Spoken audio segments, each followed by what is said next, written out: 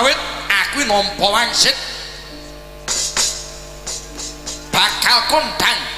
bakal kondang negaraku bakal iso kuncara jenenge bakal saya langgeng nggonku dadi ratu kabeh ratu-ratu sak jagat iki bakal wedi yen karo aku kalmun aku bisa nganake saji ya kuwi kang aran sesaji ludra dene kang dadi syarat srananing saji ludra ya kuwi kudu megakak utawa nyembelih wujude ratu setidike ratu cacah 100 negara lah iki mono yen miturut panemumu iki kepiye kok nggih piye iki lho alah ya sembuh kana Kang ya sembuh kana wong Gusine dhewe iki duwe kekarepan kok sing aneh-aneh lah iya mangke rumiyin sinuwun napa niku napa mboten bebayani to lho bebayani piye ngeten gadah gegayuhan niku sing lumrah-lumrah kemawon to lha paduka nggadahi gegayuhan niku kok sing mboten lumrah ngoten kok ngawontenaken sesaji ludra mongko syarate sesaji ludra niku kedah bekakak utawa nyembelih wujude ratu setidike ratu 100 negara lah niku napa mboten dosa alah dosa iki apa dosa iki ora ketok dosa iki ora ana barange ora ana wujude nggih nggih wis kandhanono ae we manuta timbangane di penggal gulumu ayo manut Kang yo lho pasrah wis ratune dhewe iki kejem ratune dhewe iki wengis timbangane kowe mbantah engko dipenggal gulumu mah dienggo pakan pitik wo sirahe wong nggo pakan pitik piye to lho sak sire Gustine to iya niku napa mboten dosa ra sinten mbuh ra idep aku ra idep kuwi dudu perkaraku dosa iki panganan apa kuwi ngono yen manut kapitayaning dhewe merga wong urip ana alam donya kuwi sing digoleki mangan kang enak turu kang kepenak derajat pangkat sing dhuwur numpuk bondo numpuk donya kuwi kanggoku kok nggih niku lek jari sampeyan ngeten nggih kula aturi ngertos nggih sinuwun donya niku namung titipan derajat pangkat niku namung sandangan nek sak njaluk sak wayah-wayah kali sing duwe lah terus sampean ajeng ngopo lebih mang pikir nggih sampean ajeng nopo wonten alam donya niki sanes tempate tiyang numpuk bondo numpuk donya golek derajat pangkat sing dhuwur sanes niku nanging wonten alam donya niki tempate wong kang nandur nek tandurane apik ngunduhe ya apik kosok baline nek nandure ala unduh-unduhane ya ala merga napa tiyang gesang wonten alam donya niki mengke badhe mempertanggungjawabkan sedaya menapa ingkang diperbuat wonten alam donya niki ngeten nggih sinuwun menawi ing laranganing Gusti menawi donya niki jenengan nindake perintah Gusti ngaduhi laranganing Gusti seneng tetulung seneng sedekah nggih bakal jinandhang swarga ngoten sinuwun ning kosok baline yen to enten donya niki mboten nate nindake perintah Gusti mboten nate ngedoi larangane tansah ngumbar angkara murka nguja hawa nafsu mula umpama mati insyaallah kecemplung neraka ya ngono kuwi kaya ratune dhewe ya kanggok lah iya to wis dikenah kuwi tokok nun kula wonten dawuh kowe nuturi iya kowe nuturi aku anggepe apa nuturi kaya Kiai Mejang kowe dalangi kang pipi ora bakal gubris apa kang dadi kandhamu kok kang wigati supaya kasembadan anggonku dadi sediaku nganake Sraji Rudra kang kudu bekakak wujude ratu satus negara pokok kula wonten dawuh sinuwun Timbalana Nyai Prabu Hamsa kelawan Nyai Prabu Jimbaka suba ngadhep ora ngarsane panjenengan ingsun kok nggih menawi kados ngaten kula ngestoaken dawuh nggih ayo lho ning ndi Kang nimbali gustine dhewe sing sitoke sinuwun Prabu Kamsa karo sinuwun Prabu Jimbaka oke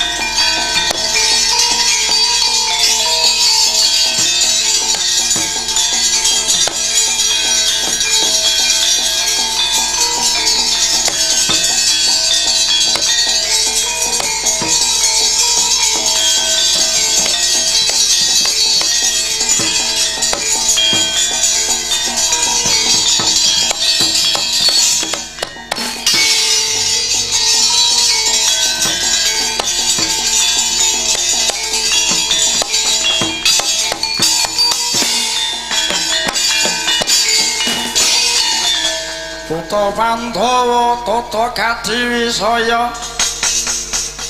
Indriaksa Saramaruta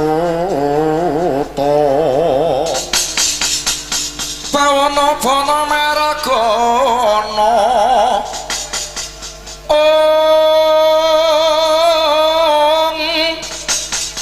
Samirana lan Warayang Panca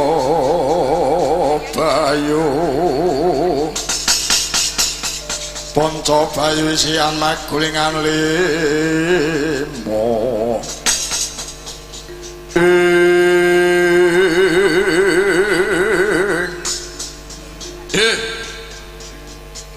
Yai Hamsa lan jeneng sira Yai Jimbaka nun inggih wonten pangandika ingkang adhawuh jinuwun sinuwun amiji dumateng kang rayipun Hamsa kula nyadong dawuh wonten dawuh sinuwun amiji dhateng kula pun Jimbaka kula nyadong dawuh sinuwun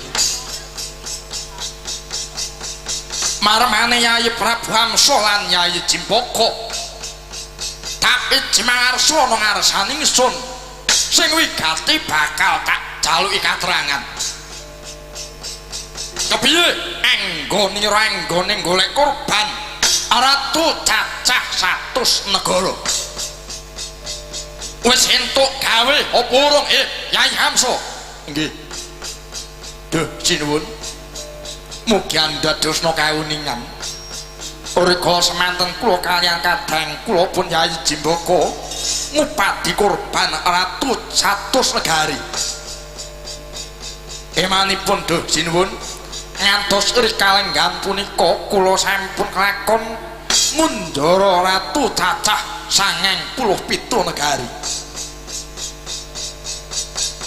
geneping 100 namung kirang 3 negari weladah ya dadi dina iki Yayi Prabu wis kelakon ngunjara Ratu 97 kanggo genepi kurang 3 negara inggih kasinggihan dawuh mekaten Duh sinuwun Yayi Prabu Hamsa nuwun kula wonten dawuh lan Yayi Prabu Jimbaka nuwun kula wonten dawuh Duh sinuwun aja padha wedi kangelan ayo siadi kekarone tak kongkon golek ratu 3 negara nanging 3 ratu kuwi mawaku njaluk dudu ratu cak baene dudu ratu lumrah nanging ratu sing tak jaluk ya kuwi ratu sing peng-pengan ratu sing kondang ya ratu sing digdaya nun injih lajeng ratu ingkang kados pundi ratu pundi ingkang dipun kersakaken Desi Nuwun Prabu Jarasandha ya ngene ratu tanah Jawa siji ratu Ngamarta loro Ndarawati telu ratu Mandura kuwi sing ndak jaluk minangka dadi genepi kurban saji Raja Ludra nun inggih sinuwun nun inggih menawi tetela mekaten kalilanono kula nyuwun pamit badhe bidal dinten menika Dasanya para ketang colok lintang sambung obor ngrambatan pundak dikrekke para wadyabala saka negara Giribajra Bilana para prajurit-prajurit sing peng-pengan waton lanang nyandak gaman golating pangrising daging bathuk wateng gedhe ora usah dadak ngaranti sumilming pawa kabus kumandange watu item aja kaya bocah cilik budal dina yuga lelung setak bebakali paestuku tansah banyu milih paestuku marang jeneng sira Yayi Hamsa kelawan Yayi Jimbaka sang pati sikra hanata baris nyawiji kumolong tampyak-tampyak kumregut lampahi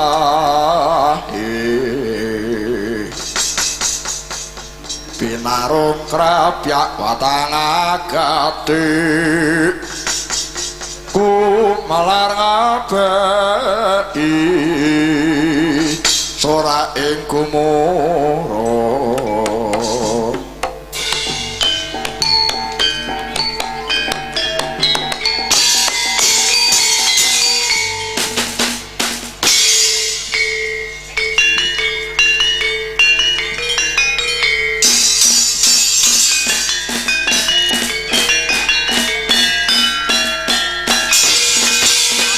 Para wadya samapa menengker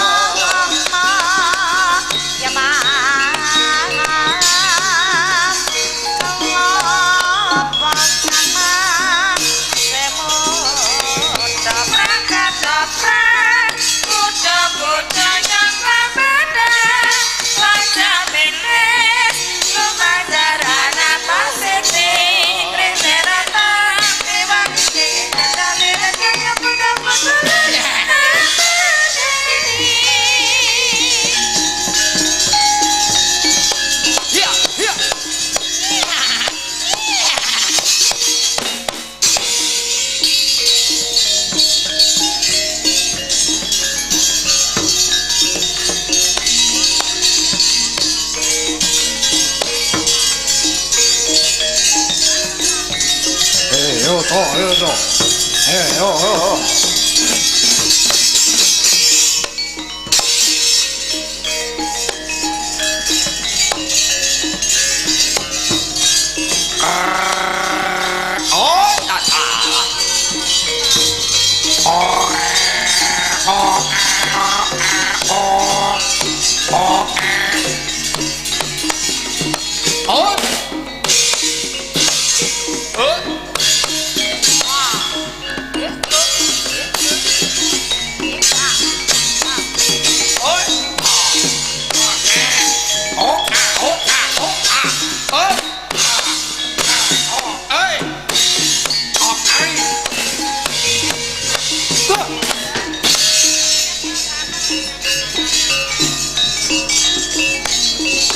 udo nate.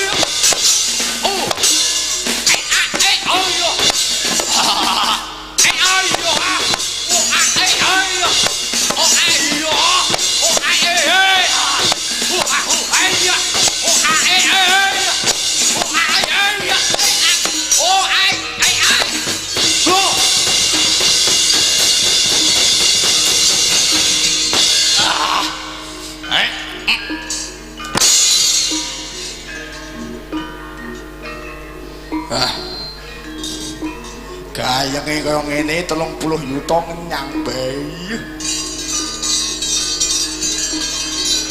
Kang tangi kan. Tangi. Sing semangat golek pasaran kan iya iki golek pasaran ing Bagurjo di oh ayo ya ai wah ayo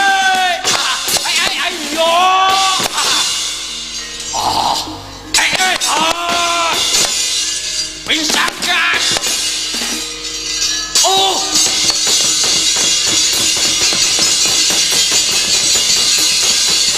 wah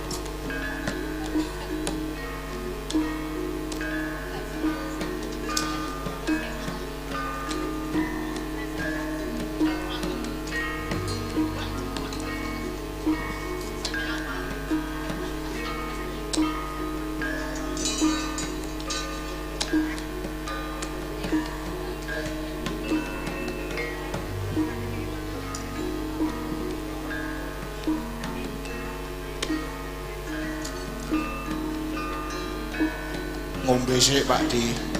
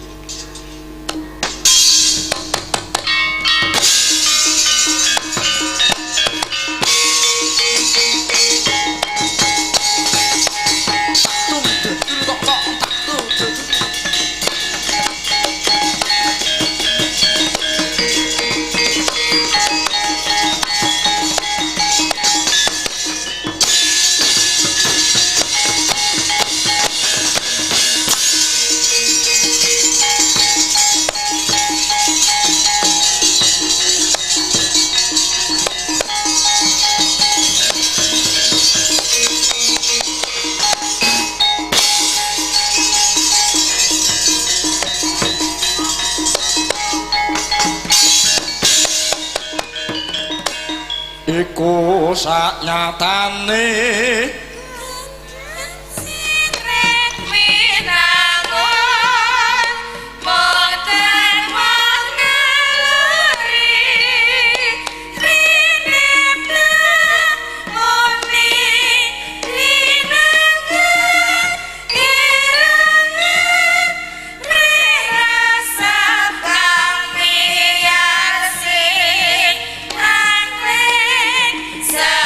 Sasinenan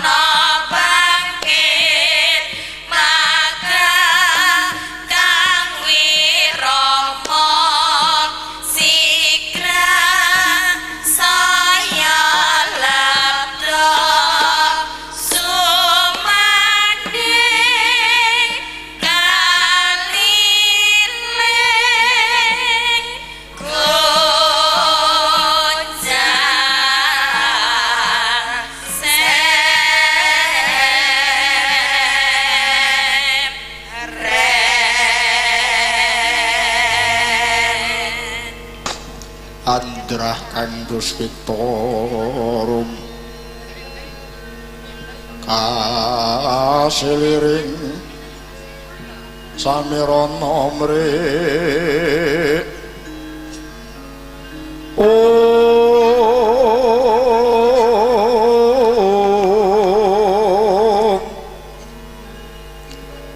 Sekar gadung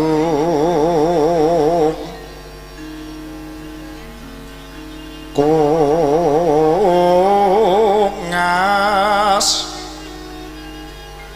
lan kandhanya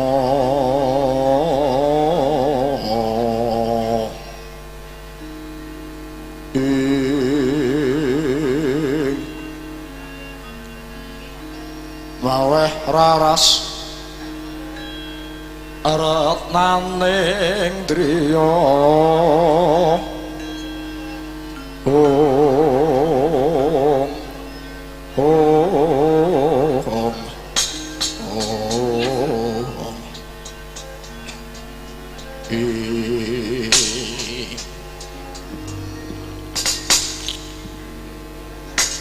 Duh Koko Prabu dereng sawetawis dangu rawuh paduka Koko Prabu Ndarawati rayi para ngaturaken masegan pala krami wawantu mugi kunjuk sandhaping paduka duh Koko Prabu. Yai Prabu nun inggih Yai. Yai Prabu kadangipun Kakang Yai Prabu nggih. Nun inggih Yai. Kula tampi prembagenipun Yai Prabu Ngamarta ingkang rumentah ing Ngadang Ndarawati. Kula tampi kanthi tangan kula kekalih kula tetekaken wonten ing lumaya rumeketing Wardaya. Amiwahana bawa laksana duh Yai. Namung pujiastutinipun Kakang Kiwala mugi kunjuk Yai Prabu. Nun inggih Koko Prabu. Gurawalan ing pamundi paring paestu paduka Kanjeng Koko Prabu. Kula tampi tangan kula kekalih kula tetekaken wonten ing pranada amiwahana roh daging kahyuanan iri paduka duh Koko Prabu. Nun inggih Yai. Nun inggih kasinggihan dawuh paduka duh Yai Prabu. Koko Prabu Mandura sarawuh paduka Koko Prabu rayi para ngaturaken masegan pala krami mugi kunjuk paduka duh Kanjeng Koko Prabu Mandura. Lah dalah ya nggih nun inggih Yai. Kula tampi prembagenipun Yai Prabu Ngamarta ingkang rumentah pun Kakang Mandura kula tampi tangan kula kalih kula kalungaken ing pranada rumeketing Wardaya mugi amiwahana bawa laksana mboten langkung puji astawanipun Kakang ing Mandura mugi kapandhuka ya paduka Yai Prabu Puntadewa. Nun inggih Koko Prabu sanget pambudi kula paring paestu paduka Koko Prabu saengga andadosaken jimat paripe. Kalau nuwun kasinggihan dawuh paduka duh Yai Prabu. Wah, durung suwe tekane, durung suwe tekamu. Ana negara Ngamarta Kresna diteng kakangku. Aku ngaturake bektiku Tampanana Kresna diteng kakangku. Kadangipun Kakang Nyai Werkudara iya Yai. Pabedhenira sendak tampa pudiastutinipun Kakang tumuli Tampanana Werkudara. Iya. Paestune Kresna kakangku tak pundi muga dadya jimat. Wah, bule Baladewa kakangku basaku Tampanana. Bule Baladewa kakangku basaku Tampanana. Bule bule basaku tampanono. Koko Prabu, piye? Piye Yai? Paduka menika dipun bagiaken kalian Nyai Werkudara menika. Alah ya men. Ya bah. Langgepe apa nyeluk kok tembung bule iki piye? Wong jenenge Baladewa iku kurang gagah, kurang apik, kurang ganteng ngono piye? Baladewa, Wasudewa. Nata Mandura Prabu Baladewa, Balayudha Karsana Turiganata Wasijadara. Ngono wae dadak diceluk bule. Oh dikira jeneng kuwi kurang apik, kurang gagah ngono piye? Nggih, kula aturi sabar to Koko Prabu. Kula aturi sabar. Ah, sabar piye? Innallaha ma'as-sabirin. Alah, wong sabar dititik kancane no. Nggih, kula aturi sabar nggih Koko Prabu. Wis sabar piye? Werkudara, piye Kresna diteng kakangku. Mengko dhisik to. Wong Koko Prabu Mandura kuwi jenenge ora mung bule. Aja mbok celuk bule kamangka bule kuwi mau tembung sirikan. Yen kowe nyeluk ngundang kakangmu Mandura kanthi tembung bule, iki engko bakal nesu, bakal ngamuk, bakal duka mergo bule kuwi mau tembung sirikan. Mongko Yayi Werkudara aja nganti ngundang kanthi tembung bule. Mongko tembung bule kuwi mau. Wis. Wah, jan. Werkudara tak itung mung ngucap ping 4 lha kok kono suwi dak jaran iki piye? Yo ora apa-apa yo. Bule yo kena, Baladewa yo kena. Baladewa yo kena. Yo basaku tampano yo. Adi wong kang santosa ing Budi Werkudara ya. Pangabekti ngeros ndak tampa puja pastunipun Kakang tumuli tampano Werkudara. Iya. Paring paestu Baladewa kakangku ndak tampa tangan tengen. Tak gegem dadi aji kawijayan. Yai Werkudara ya. Iya. Nadyan semanten ugi kula Duh Koko Prabu sarawuh paduka kula ngaturaken sungkeming pabekti paduka mugi kunjuk paduka Duh Koko Prabu Ndarawati. Arjuna iya Yai. Pabekti nyara ndak pompa paestunipun Kakang tumuli tampanana ya Arjuna. Kapundi ing Gorawalan paestu paduka Duh Koko Prabu. Mugi andadosna jimat paribe Koko Prabu ing Mandura pabekti kula mugi katur Duh Koko Prabu. Iya Yai Permadi. Pabekti ngeros ndak tampa Yai, ora liwat puja paestunipun Kakang wae tumuli tampanana Yai Janaka. Kapundi kepareng paestu paduka Duh Koko Prabu. Kula tampi tangan kula kalih mugi andadosna jimat paribe Yai Arjuna ya. Duh Koko Prabu mugi andadosna bingeng manah kula sarawuh paduka Koko Prabu kepareng rawuh sarimbit lan Koko Prabu ing Mandura bingeng manah kula pindha kerawan pukulan Bathara Wisnu miwah pukulan Bathara Brahma ingkang angeja wantah. Yai Samyaji nun inggih Yai. Nun inggih. Semanten ugi pun Kakang ing Ndarawati ngaturaken bingeng manah ingkang tanpa pepindhan karanapun Kakang prapta wonten negaring Amarta pinarhargya kanthi upacara keprabon. Ingkang kados mengaten Yai. Sewu nugraha ingkang kapatedhah ing kula denipun Kakang nampi pakurmatan agung. Inggih sawetawis Yai sumengkaning manah kula parikedah netepi dawuh paduka Duh Yai Samyaji. Kula supados daya prapta wonten negaring Amarta. Duh Yai Prabu wonten gatos ingkang pundi dening paduka Yai Prabu ing Amarta menika ngrawuhaken pun Kakang saking Ndarawati.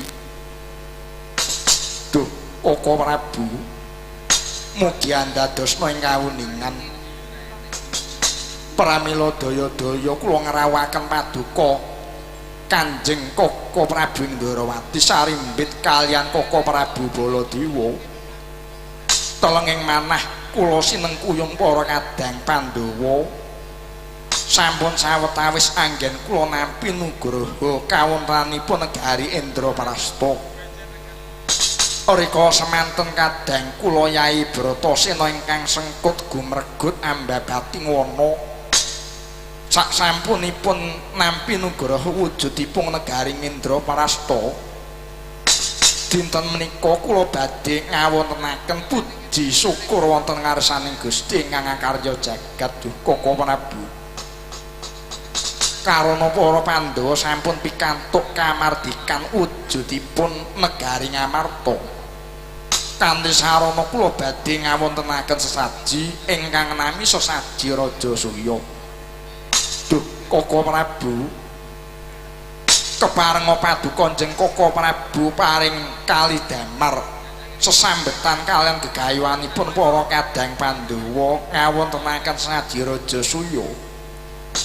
Menapa kemawon ingkang dados syarat cerananipun sesaji Raja Surya Duh Koko Prabu? Nun inggih Nyai. Nun inggih. Pun Kakang nderek mangayu bagya kersanipun Nyai Prabu ingkang sinengkuyung para kadang Pandhawa. Ingkang nedya ngawontenaken puji sesanti sarta ngunjukaken syukur wonten ngersaning Gusti ingkang ngakarya jagat. Carana ngawontenaken sesaji Raja Surya ngeten nggih Yai. Mekaten sadaringipun paduka Yai Prabu kedah priksa menapa to ingkang dipun wastani sesaji Raja Surya. Arja menika ratu, Surya menika agung. Tegesipun sesaji ratu ingkang agung. Ingkang dipun wastani agung menika boten perkawis agungipun negari. Kathahipun wadyabala sarta kathahipun pusaka sarta raja brana. Nanging Yai kawuningono ingkang diwastani Ratu Agung menika wau Ratu Agung wau menawi ratu menika sampun saged ngayomi prajanipun nentremaken kawulanipun. Lan malihipun Yai Nalendra kala wau miguna tumrap negari sanes. Lah anggenipun nindakaken dharma menika amung telenging negari piyambak. Umpaminipun Yai Prabu namung ngayomi kawula sak Indraprastha menika dereng diwastani Ratu Agung Yai. Ratu Agung menika menawi Nalendra kala wau bebasan sampun ngideri bawana suka tetulung dumateng pamanggih sanes ingkang ketaman Rubeda menika Yai Prabu. Mekaten Koko Prabu. Nun inggih menika ingkang diwastani Ratu Agung. Ajeng syarat carananipun ngawontenaken sesaji Raja Surya. Sesaji Ratu Agung menika ingkang sepindhah Yai Prabu kedah saged ngrawakaken para brahmana sekedhipun cacah wonten 7. Inggih brahmana cacah 7 menika ingkang dipun suwuni berkah kinen ngidungaken puja sakti mantra rahayu. Nun inggih Koko Prabu nggih.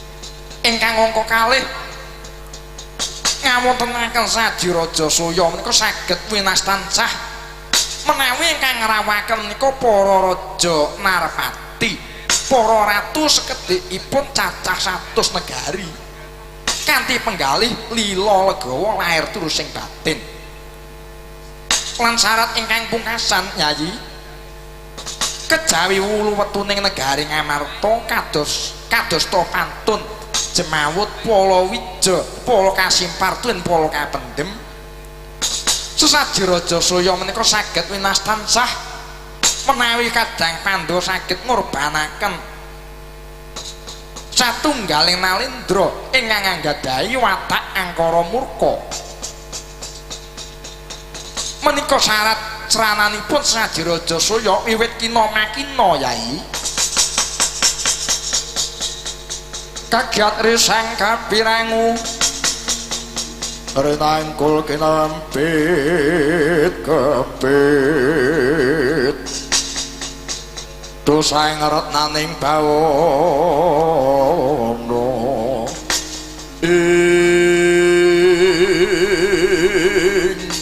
Duh Koko Prabu kados pundi Yai? menawi syarat ingkang sepindah para Pandhawa kedah ngrawakaken Brahmana cacah 7 menika ingkang maos kidung rahayu kula kinten para Pandhawa tesih saged aminangkani. Nun nggih dene syarat angka kalih para Pandhawa kedah ngrawakaken para Nalendra cacah 100 negari kula kinten para Brahmana nggih tesih saged aminangkani.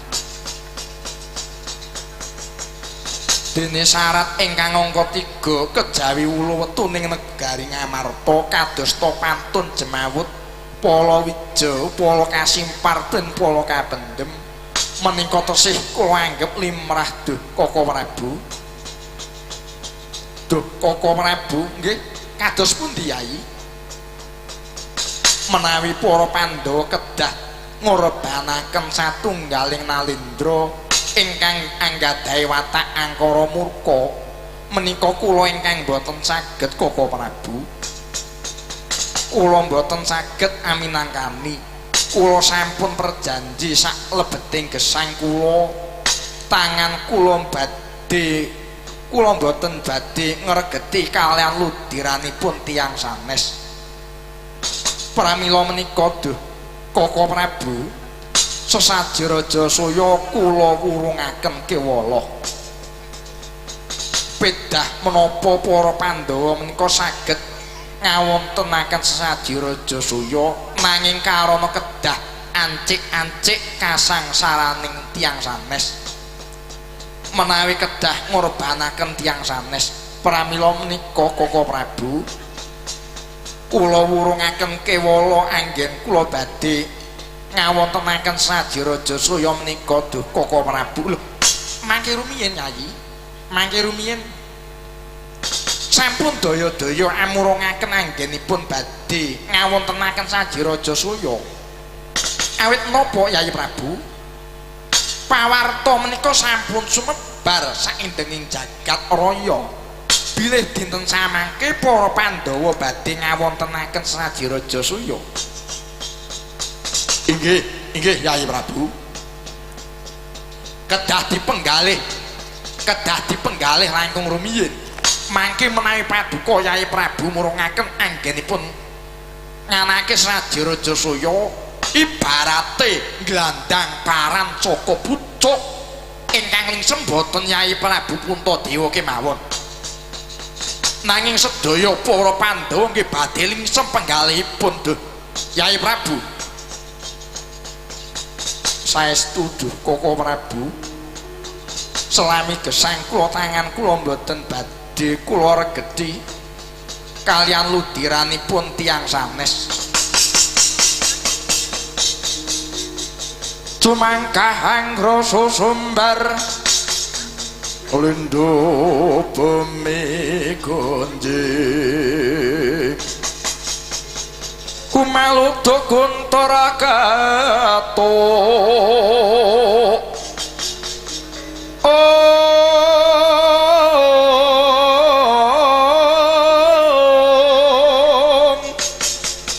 lumimbah penyoko mambang tu sang Wisnu Bathara Arsa ing lebur bumi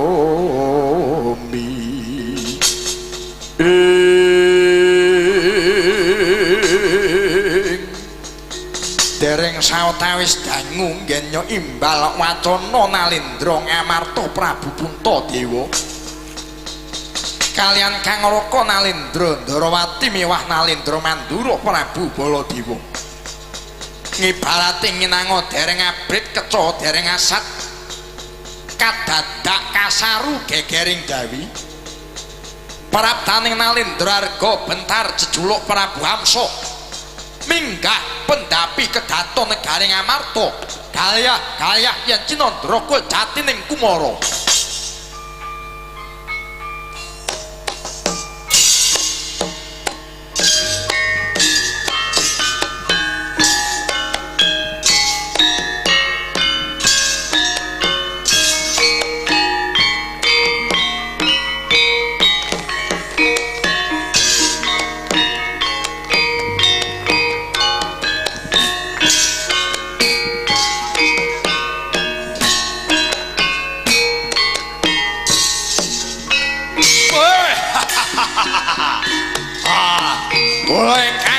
sowan sinuwun.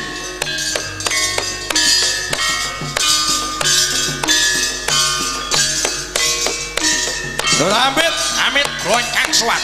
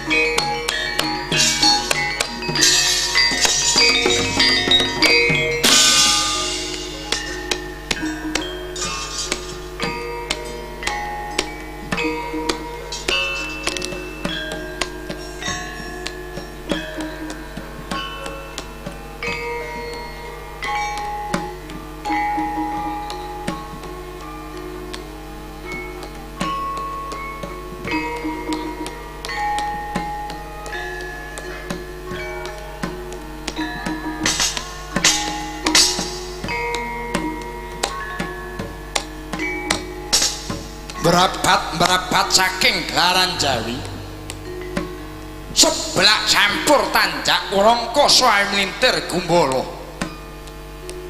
ola punika warnanira Nalendra saking negari Arga Bentar kang jejuluk Prabu Hamsa. Eling-eling sang Prabu Hamsa Nalendra ingkang Stimandra guna jaeng palugon ibarat tandasing kapak pauning pandi sisaning Gurindo tinatah mendat Cinara menter mila wenang nepak bun-bunane wong sak praja negara Arga Bentar mangkono meudas marani sang Prabu Lamunta dereng kawijiling lisan.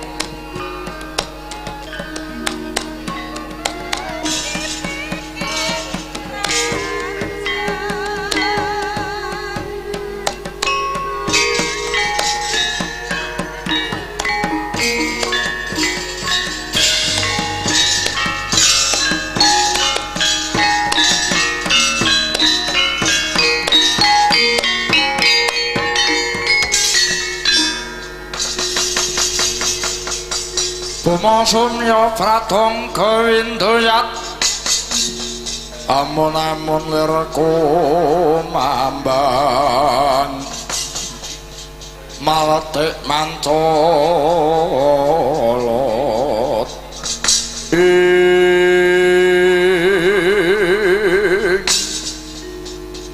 nunamet pasang Kalimantabe linipatno nyiloduni demawang tawang tuwang mugi katebena saking siku dendaning Gusti ngangakarya jagat sampun kagiat ing penggalih kula ingkang sowan sinuwun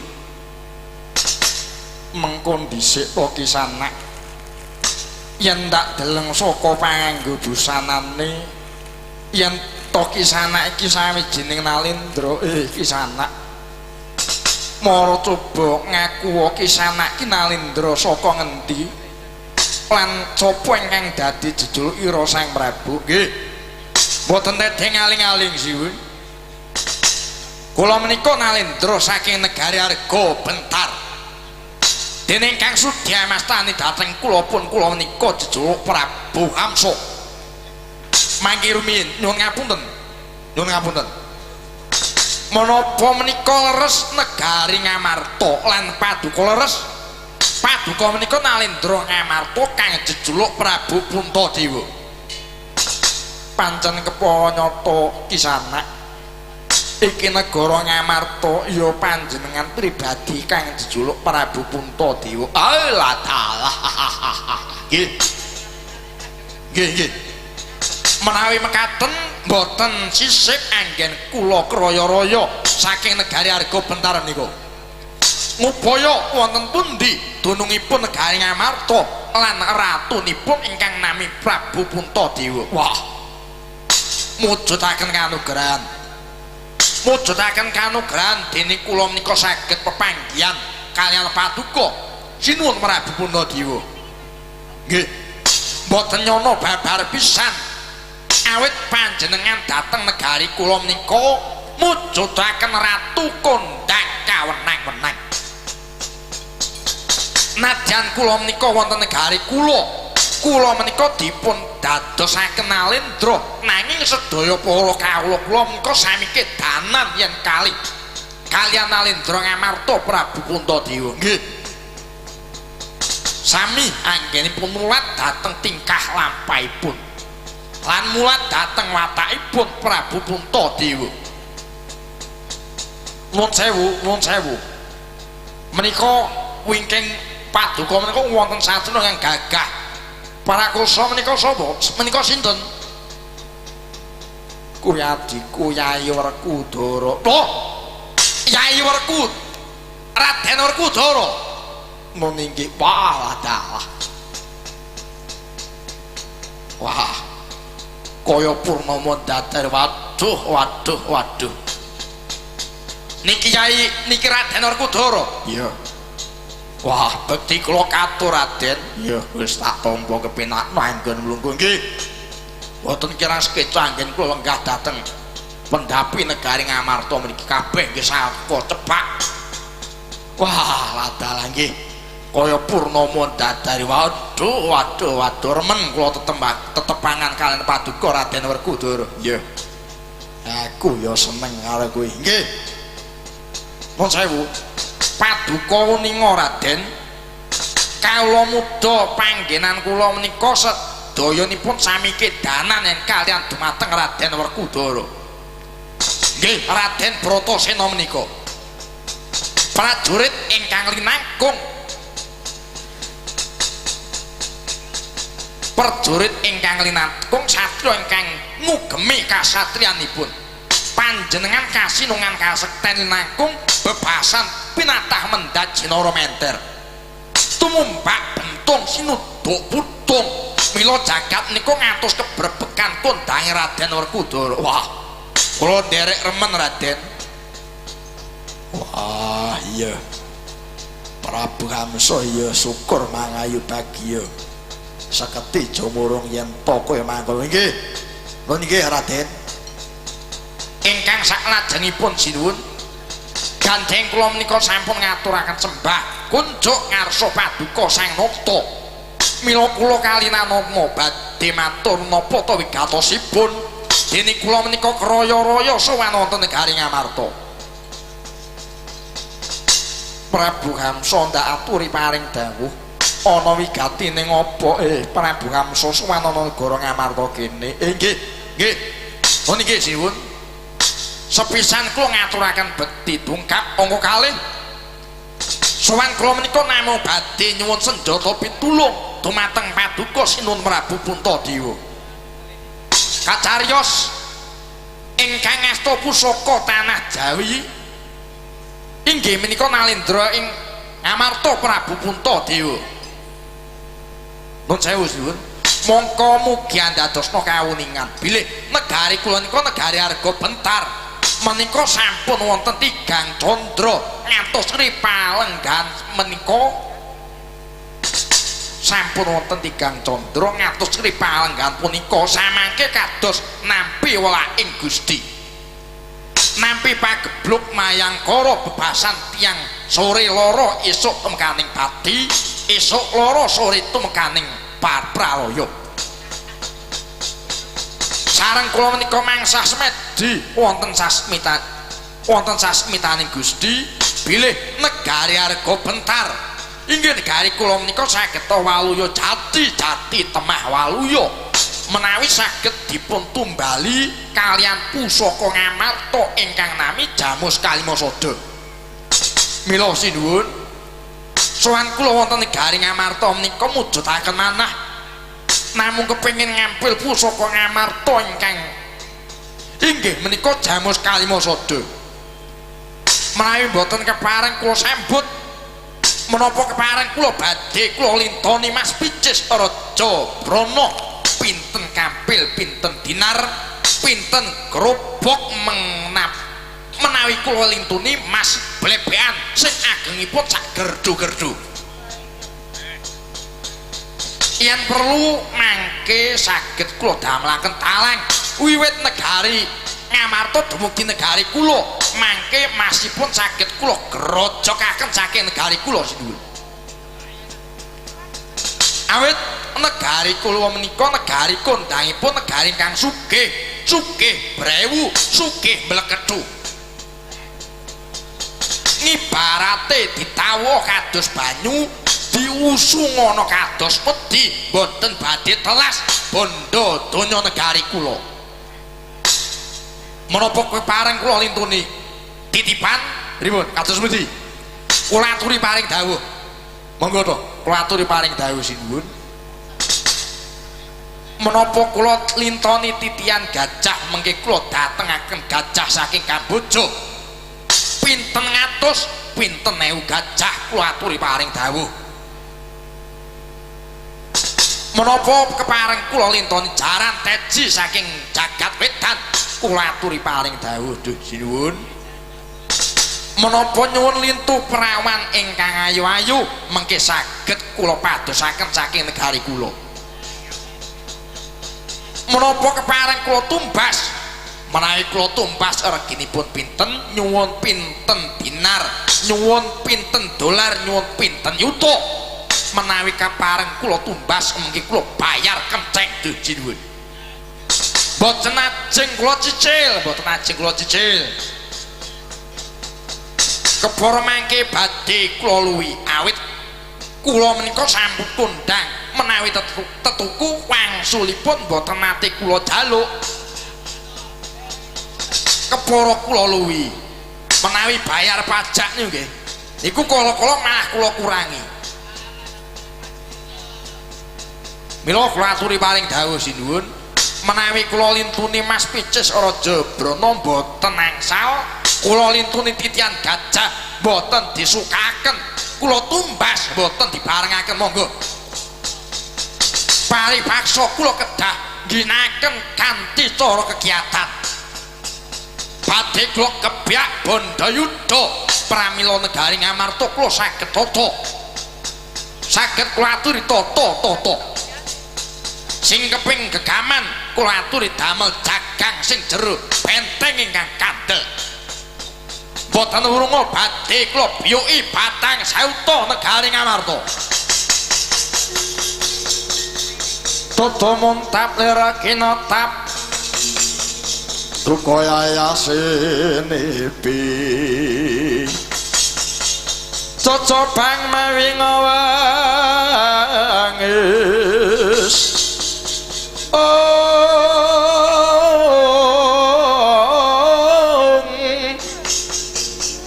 Netro kocak mondar mandir kaya kembang warawari bangsna peting marang sagedeng mobal delahanandi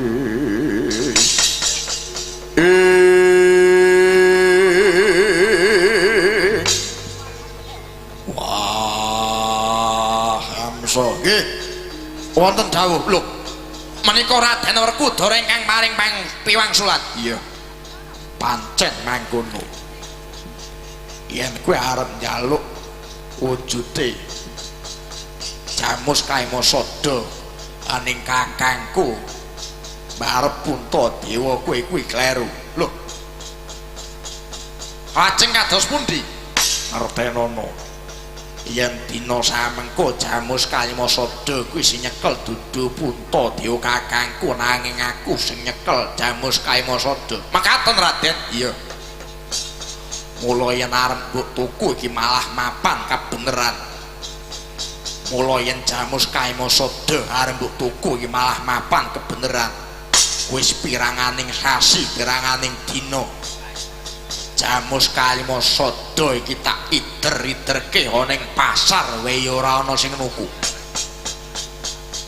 Mula yen arep mbok tuku iki malah mapan kebeneran. Jamus Kaimasada tak adol tak posting ning Facebook ya ora ana sing nyang. Lho, teng Facebook? Iya. Nun sewu, akune sampean nika napa? Werkudara 09. Nggih, mengki kula follow empun kesupen fullback. Iya. Iki Werkudara nganggo akun Facebook barang iki piye iki? Nggih.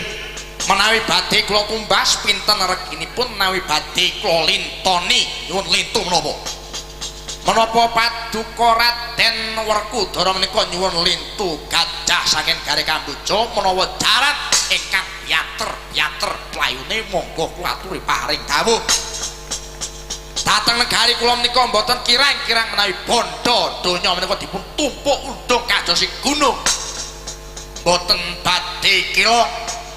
Iya ning ngertenono Jamus Kaimasada iki ora usah mbok tuku kanthi bondo donya. Lajeng kados pundi? Saka wiwit cilik nganti tumekaing dewasa aku ya ana pepinginan sing urung keturutan. Wiwit cilik nganti dewasa aku duweni kepinginan sing urung keturutan. Kepinginan kados pundi Raden? Wiwit cilik aku pengen dolanan. Dolanan? Iya. Aku pengen dolanan lato. Lho. Raden Werkudara menika pengen dolanan lato. Iya.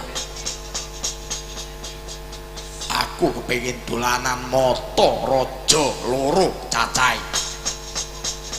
Wiwit cilik aku pengen dolanan mata raja loro cacahe. Nggih. Menawi ing atasipun mata raja menika gampil menawi padosanipun wonten negari kula. Mengke para nalendra ingkang boten manut kalih aturan kula mengke kula congkeli menika matane. Iya. Mane saged nika panjak-panjak nika badhe kula congkeli sedaya mripate. Iki iso-iso tinggal balik mah kewirangan ya dhewe iki. Iya. Dudu mata raja liyane sing tak karepe. Nggih, lajeng kados pundi? Dudu mata raja sing dindi. Mung aku kepengin mata raja. Aku kepengin mata raja sing ana aning pangarepku. Nun, kados pundi? Paduka matur kados pundi Raden? Aku pengen mata raja sing mapan ning ngarepku. Lho. Mataku. Iya, matamu kuwi. Wedan mengki riyen lho. Mengki riyen. Paduka menawi ngendika menika ingkang sekecala Raden. Mata raja ingkang ngajeng paduka menika ateges nek mata kula. Iya, bener. Matamu delen kene. Jamus Kaimasada kawanan bae lah dalah iblis lanat. Iblis lanat. Panuswaning jajalanat. Matratapatiku piyuh. Ora ana wong sing wani ngrasani kelawan Prabu Hamsul. Waduh. Dadi tekan kene iki diunek-unekke wah keparep. Ing atase arep nyilih Jamus Kaimasada dadak toh nyawa iki piye? dadi wong picak ora weruh dalan selawasi parep. Raden Werkudara ana paran. Gedhe cilike bakal nantang lawan Prabu Kamsa. Iya. Yen pancen wis ngerti ya syukur. Niatku pancen kaya mangkono. Kowe iso nggo jamus kalima sada yen kowe iso nyempal bebaone Werkudara. Wah, babu. Nggih. Apa aku mbok anggap ratu cepete ya ngono? Arep kowe satru kondang kawenang-wenang digdaya ana ngendi papan dununge neter kaprawiran. Bakal coba sepira kasektene Raden Werkudara. Ora terus. Iya. Saya ngomong paling cengeng ngalor-ngalor kamar kok. Yo.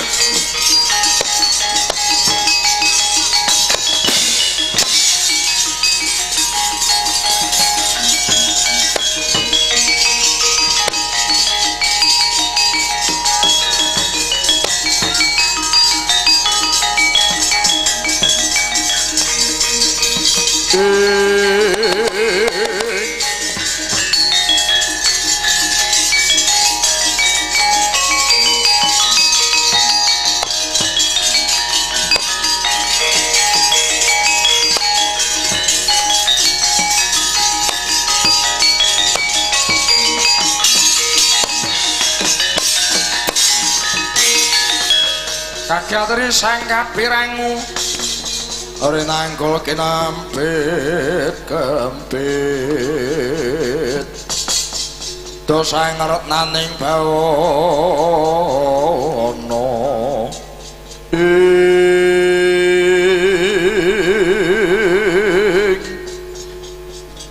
Kyai Werkudara Kresna Diteng kakangku piye ya iki mau Prabu Kamsa iki mbok tantang Prabu Kamsa mbok jak gelut iki aku malah matuk aku malah sarujuk bener apa sing dadi karepmu iya sing dikarepke Kresna Diteng kakangku piye ngene ya Yai iki mono wis antuk trontong-trontong padang nggone para Pandhawa golek sesaji korban Hamsa tekan negara Ngamarta iki pancen ana sing ngongkon ya kuwi Nalendra Giribajra ingkang aran Prabu Jarasandha. Ya Prabu Jarasandha iki lagi nyenekake sesaji ludra. Dene syaraté sesaji ludra kuwi ya kuwi kudu mekakak ratu cacahing 100 negara. Kamangka nganti dina saiki Prabu Jarasandha wis kelakon mundhara ratu cacah 97. Dadi geneping ratu 100 mung kurang 3. Lah Jarasandha iki kongkonan kelawan Hamsa iki mau mung bakal golek sithik melik. Karepe ngono bakal mlengket negara Ngamarta, negari Ndaramati lan negara Mandura. Karepe kanggo genepi ratu 100 sing kurang 3 ki mau ya iblis larat. Yai Kresna iku ora kandha kek mau. Sik Yai Kresna iki omong apa? Muga wae ora kleru sing dadi pangrunguku. Negara Mandura iki kondang negara sing selawase ora tau ketekan musuh. Ora tau ketekan panjalmaning ratus satru sekti. Piye Yai Kresna ngucap piye? Muni piye? Koko Prabu, piye Yai? Jarasandha menika kongkonan kelawan Hamsa niki wau mung bakal pados sithik melik karepe ngono bakal mlengket negari Ngamarta, negari Ndaramati lan negari Mandura karepe nganggo genepi ratu 100 sing kurang 3 niku wau Koko Prabu iblis arat.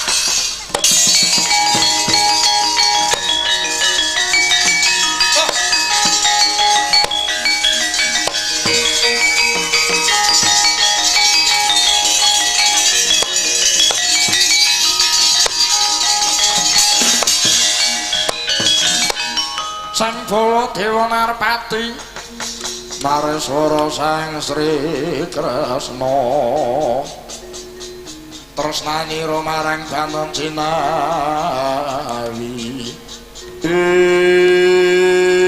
iblis acukertaning bawana iki Yai Kresna kowe ora kok kandha ket mau-mau iki piye umpama kowe wis kandha ket mau iki tak gecek sirahe Hamsuh Barat wani-wanine ngrasani Gor Mandura iki karepe piye arep ndadekke tumbal anggepe apa manusa iblis lan Hamsuh Hamsuh mandek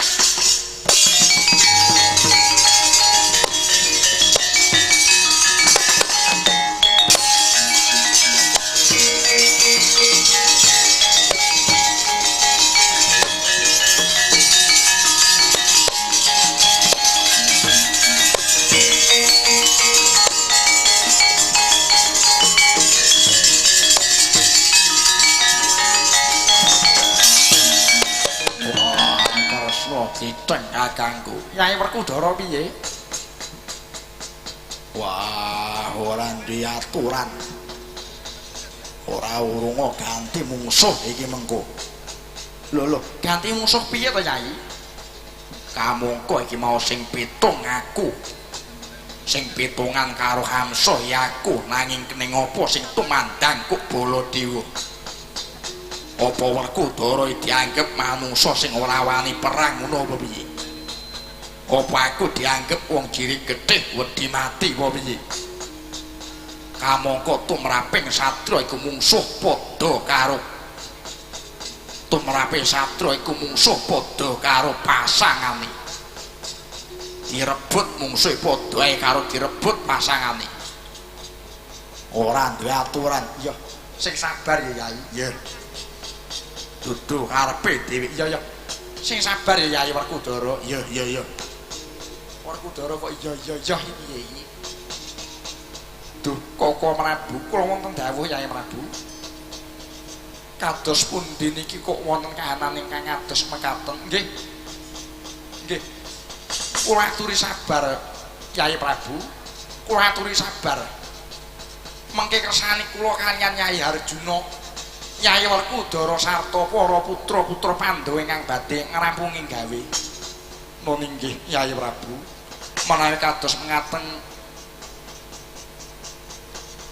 tumbal Seraji Raja Suya kula pasrahaken dumateng Koko Prabu Indrawati. Nun inggih Yai. Arjuna kula wonten dawuh Koko Prabu. Bubarna kang padha sibuk pun kakang jeneng ingsun bakal kundur hangedaton. Sak jangkah rong jangkah aja lali anggonmu memuji syukur maring Gusti Kang Maha Agung.